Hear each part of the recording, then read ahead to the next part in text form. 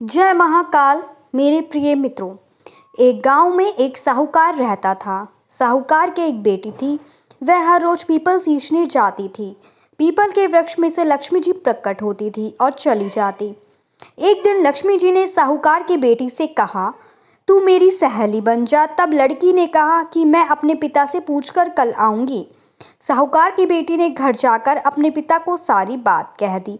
तब उसके पिताजी बोले, वह तो लक्ष्मी जी हैं, अपने को और क्या चाहिए, तू लक्ष्मी जी की सहेली बन जा। दूसरे दिन वह लड़की फिर गई।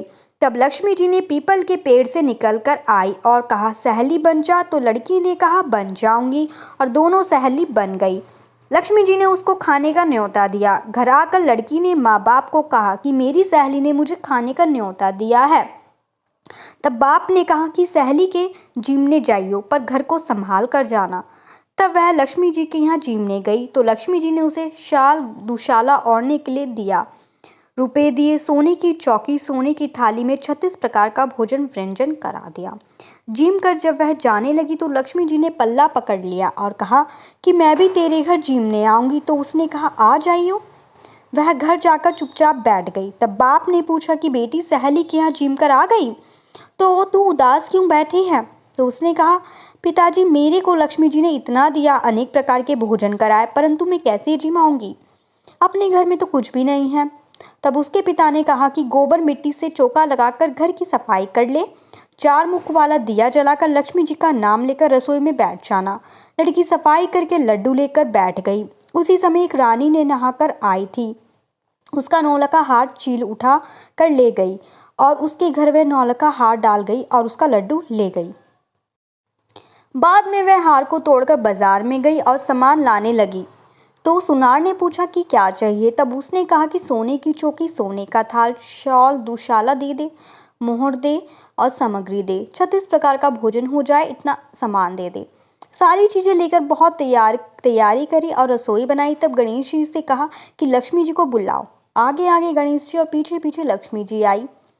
उसने फिर चौकी डाल दी और कहा, सहेली चौकी पर बैठ जा।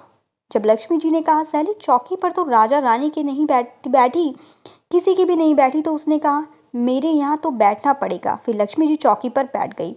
तब उसने बहुत खातिर की, जैसे लक्ष्मी जी ने करी थी वैसे ही उसने करी। लक्ष्मी जी उस पर खुश हो गई। घर में खूब रुपया व लक्ष्मी हो गई।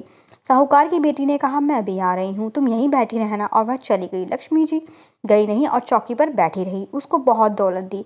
हे लक्ष्मी जी, जैसे तुमने साहूकार की बेटी को वैसे ही सबको देना। कहते सुनते हुंकारा भरते अपने सारे परिवार को दियो। पीहिर में देना, ससुराल में देना, बेटे पोते को देना।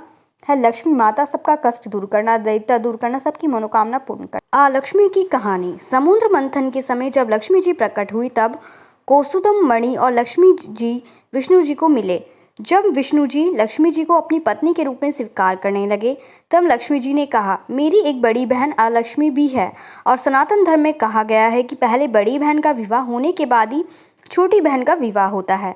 आप पहले मेरी बड़ी बहन अलक्ष्मी का विवाह संपन्न कराइए।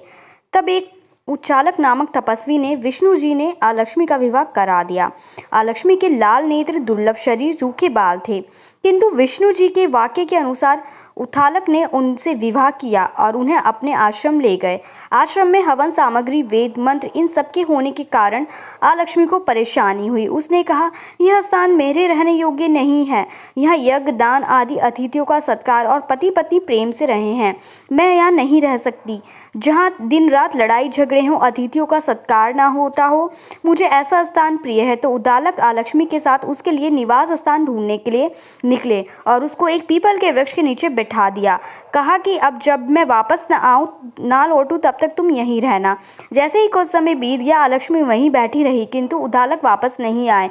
अलक्ष्मी ने विलाप करना शुरू किया और उसका विलाप सुनकर लक्ष्मी जी ने विष्णु जी से कहा कि मेरी बहन किसी परेशानी में है, उसके रुदन की आवाज़ आ रही है। तब विष्णु जी और लक्ष्मी जी अलक्ष्मी के पास गए और विष्णु जी ने अलक्ष्मी जी को कहा कि पीपल का वृक्ष भी मेरा ही रूप है, तुम इसी वृक्ष पर निवास करो। अब जो तुम्हारी नित्य पूजा करेगा तुम उनकी सभी मनोकामना पूर्ण करो। तभी से अलक्ष्मी का निवास स्थान पीपल के वृक्ष पर है। विष्णु जी का स्वरूप होने के कारण और लक्ष्मी जी की बड़ी बहन का निवास स्थान होने के कारण पीपल का वृक्ष हमारे लिए पूजनीय है। जय महाकाल।